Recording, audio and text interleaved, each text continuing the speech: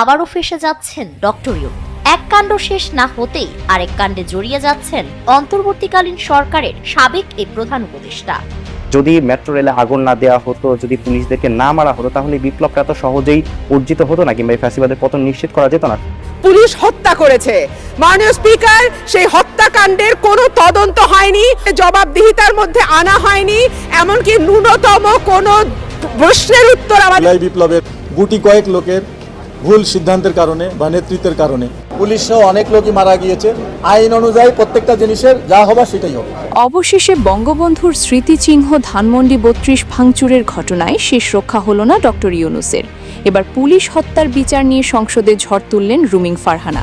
সংসদে তৈরি হয় চরম উত্তেজনা। জুলাই আন্দোলনে আহত ও নিহতদের বিচার হলেও কিন্তু ছাত্র জনতার কঠিন আন্দোলনের মুখে মারা যাওয়া অসংখ্য নিরীহ পুলিশ সদস্যের বিচার তখন করা হয়নি। এছাড়াও পুলিশ হত্যাকাণ্ডে অসংখ্য জুলাই যোদ্ধাদের অকপটের স্বীকারোক্তির পরেও পুলিশ হত্যার বিচার আটকে দেন ডক্টর ইউনূস। কিন্তু এবার দীর্ঘ ২ বছর পর ধানমন্ডি ৩২ ভাঙচুর ও পুলিশ হত্যার বিচার শুরু।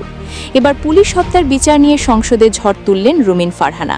তিনি বলেন, মাননীয় স্পিকার, আমরা লক্ষ্য করেছি জুলাই আন্দোলনে বেশিরভাগ আহত ও নিহতদের বিচার হয়েছে, কিন্তু পুলিশ হত্যার তদন্ত নিয়ে কেন টালাবাহানা করা হচ্ছে? তারা কি দেশের শৃঙ্খলা রক্ষার দায়িত্বে ছিল না? যারা ছাত্র জনতার বুকে একটাও গুলি ছোড়েনি, সেসব নিহত পুলিশ সদস্যের বিচার অবশ্যই হওয়া দরকার। এটি দ্রুত পদক্ষেপ নেওয়া দরকার বলে আমি মনে করি। অন্যদিকে বঙ্গবন্ধুর স্মৃতিচিহ্ন ধানমন্ডি ৩২ ভাঙচুরের ঘটনায় ইউনূসের ইন্ধন ছিল, তার জড়িত থাকার বিষয়টিও নিশ্চিত করেছে আইন শৃঙ্খলা বাহিনী। যত সময় যাচ্ছে ডক্টর ইউনূসের গ্রেফতার হওয়ার বিষয়টি বেশ জোরালো হচ্ছে। অন্যদিকে পুলিশ হত্যা মামলায় ফেঁসে যেতে পারেন এনসিপি নেতা হাসনাত আবদুল্লাহ।